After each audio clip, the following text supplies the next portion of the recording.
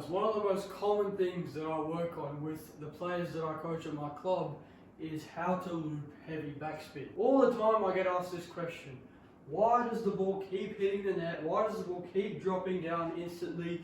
Why can't I return your pushes? The reason it's so difficult to loop heavy backspin is because there's a lot of backspin on the ball, and what backspin does is it pulls the ball down. So you need to lift the ball up. So today I'm going to attempt to try and help you and make sure your forehand loops against heavy backspin, or backhand loops for that matter, have enough spin and hit the other side of the table with good quality. Alright, so the first mistake I want to discuss is you are not dropping your racket low enough when you start the stroke. How are you going to lift the ball if you start at the ball or above the ball? You need to start below the ball. How can I lift my racket if I'm not underneath my racket? I'm not going to lift it like this. I need to start below the ball and brush from below the ball. Alright, so for example, the ball's coming your way, none of this.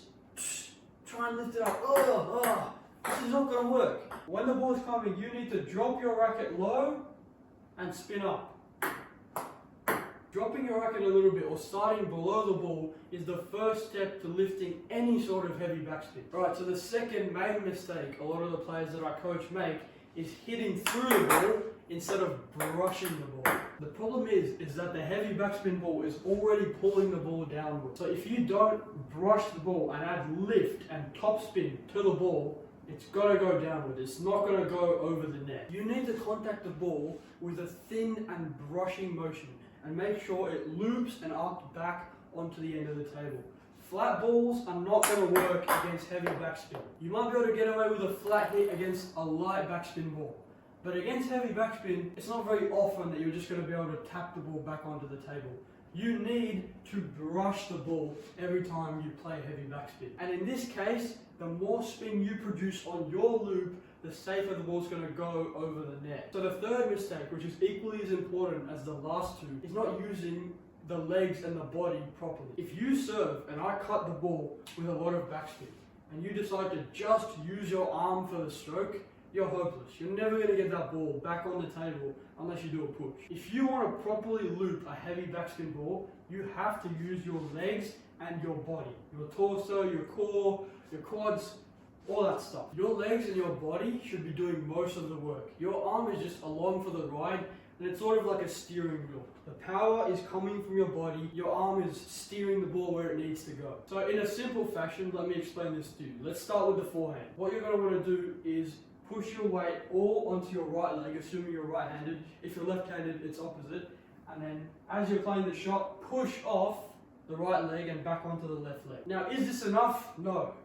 There's one thing missing, and that's the rotation of the torso. This needs to happen in unison with the leg movement. So let's do this again, but with the core. We're dropping our weight to the right leg, but we're also twisting back. Alright, it's sort of like a load up. So you're pushing your weight off your right leg back onto the left, and your shoulders are coming forward. A good way you can tell if you're using the body correctly, or at least the torso correctly, is where your shoulders are facing when you're playing the shot. If you're not using your torso and rotating your body, this is how your stroke will look. We're still doing the legs, but it looks very stupid. What you actually have to do is rotate back a bit like this. Boom.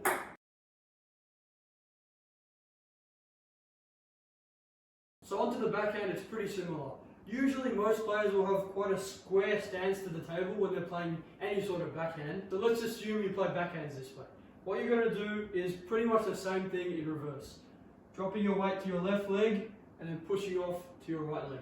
And there's also a lot of torso rotation, body movement. Boom, left to right.